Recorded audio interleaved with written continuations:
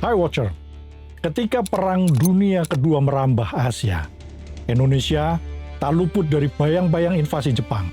Tentara berseragam dengan lambang matahari terbit memasuki desa-desa, membawa janji kemenangan dan kemakmuran yang ternyata hanyalah topeng. Di balik slogan Persaudaraan Asia Timur Raya, tersimpan kebijakan militer yang mengerikan. Ribuan perempuan, sebagian besar masih belia, dijadikan korban dari sistem yang disebut dengan Jugung Yangfu, atau yang biasa lidah kita, Jukun Yanfu. Kata itu tampak netral, bahkan seolah biasa. Namun sesungguhnya istilah ini adalah selubung dari kenyataan yang paling kejam. Perbudakan seksual yang terorganisir. Hari ini kita akan menyingkap tabir yang lama ditutup rapat. Kisah perempuan yang dipaksa bungkam, namun suaranya masih menggema hingga sekarang. Terus tonton di channel YouTube The Watching Post. Jangan lupa like, subscribe, dan bagikan.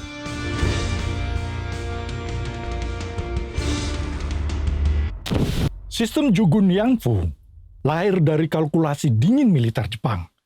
Prajurit yang ditempatkan di berbagai garis depan dianggap membutuhkan hiburan agar disiplin dan moral mereka tetap terjaga.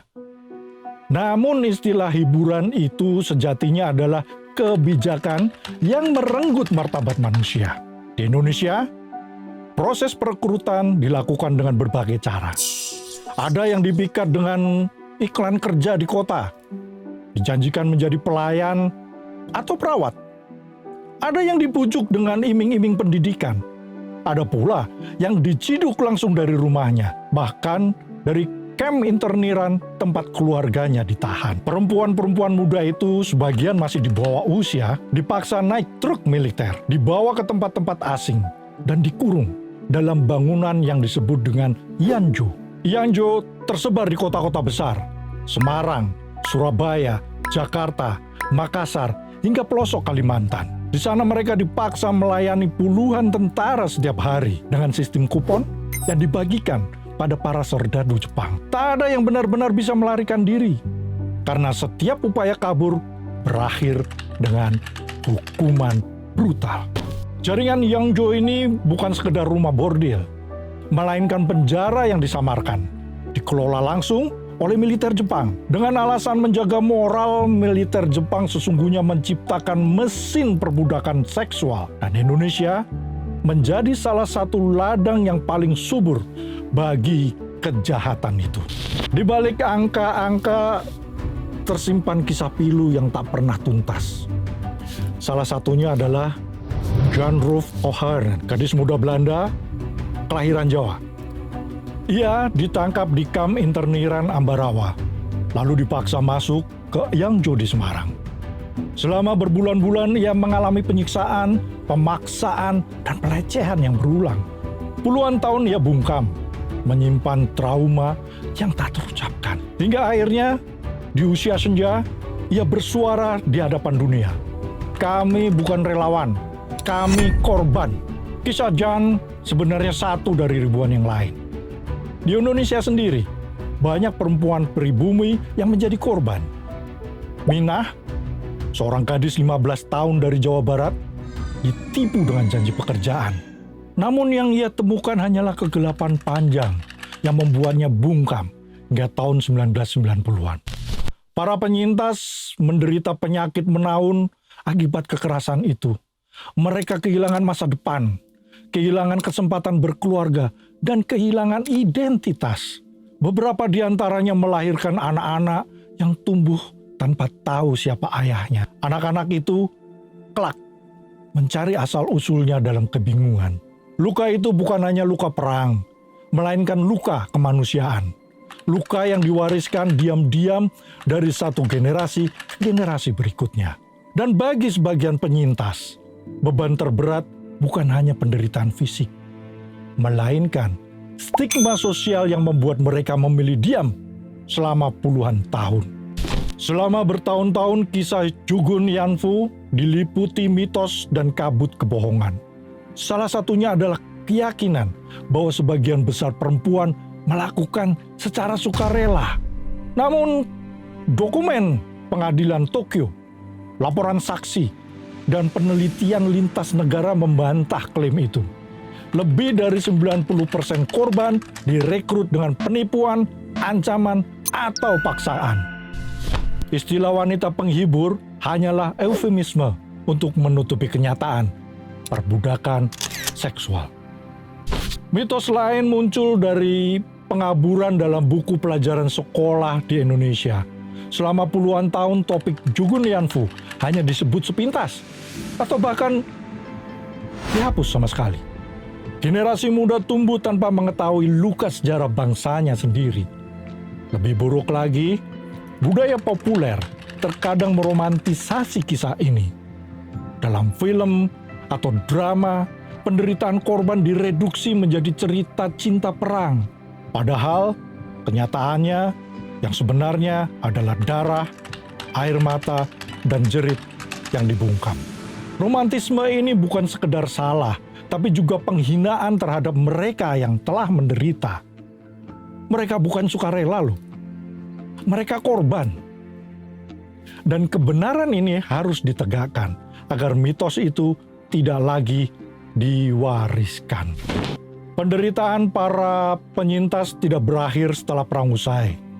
Banyak dari mereka kembali ke desanya hanya untuk dijauhi masyarakat. Cap sebagai wanita kotor melekat. Meski mereka sejatinya korban, stigma itu membuat sebagian memilih untuk menyembunyikan kisahnya hingga mati.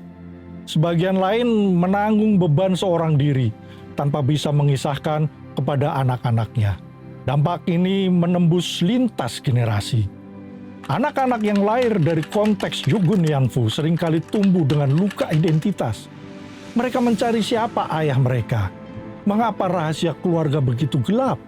Selain itu, tragedi ini juga menunjukkan kerentanan perempuan di masa perang.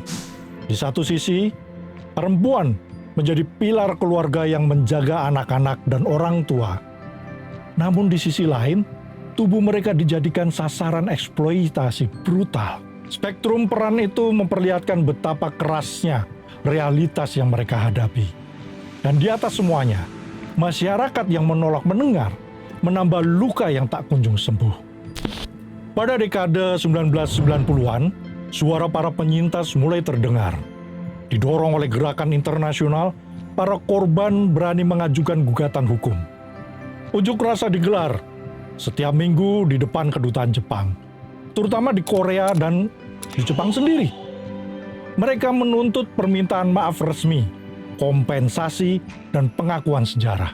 Beberapa permintaan maaf akhirnya muncul, meski sering terasa setengah hati. Sebagian kompensasi diberikan, tapi luka terlalu dalam untuk dihapus dengan uang. Di Indonesia, sejumlah organisasi masyarakat sipil juga berjuang mengangkat isu ini.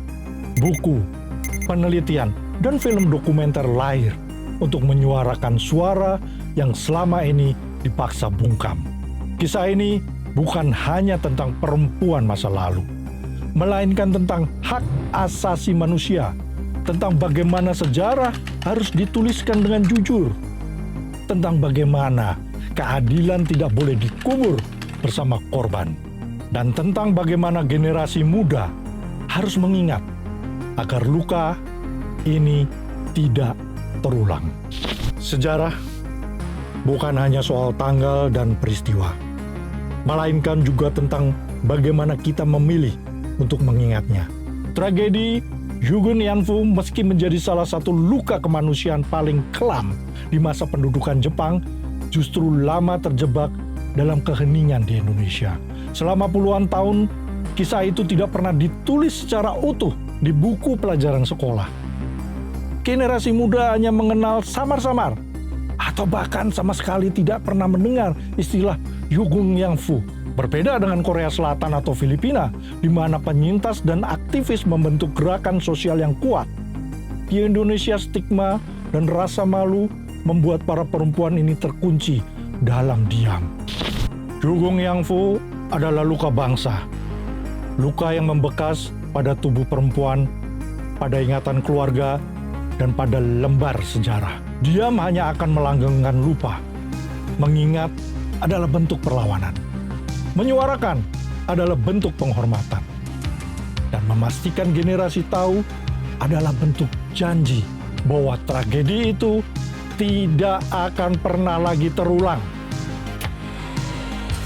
Paham?